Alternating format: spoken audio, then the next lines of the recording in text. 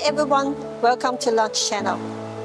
In a previous video, we introduced the EVM324, an all-in-one battery equalizer and charge-discharge device designed to make EV repairs more efficient and easier.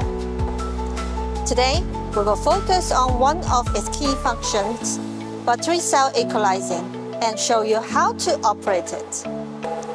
The EVM324 supports 24-channel synchronous cell equalizing, allowing up to 24 cells to be balanced at the same time.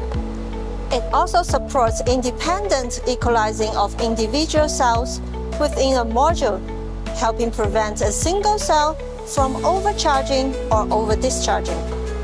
Now, let's move on to the equalizing setup screen. Please read the safety standards carefully and follow the wiring instructions before operating.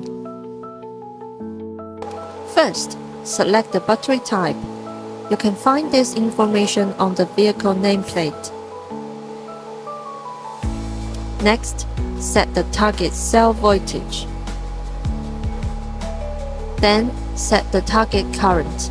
The EVM324 supports up to 20 amps.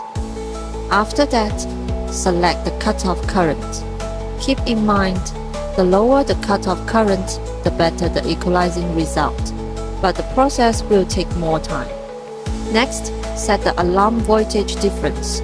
We recommend checking the current cell voltage difference first, then set the alarm voltage difference higher than that. Once everything is ready, tap Start, and the device will begin. During the entire process, the EVM324 provides comprehensive safety protection, including overvoltage, undervoltage, overcurrent, short circuit, reverse connection, overheating, and communication loss.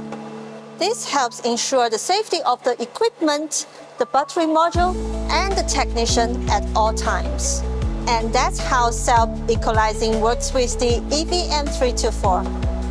By following the correct settings and steps, you can balance the cells safely and efficiently and help keep the battery pack in good condition.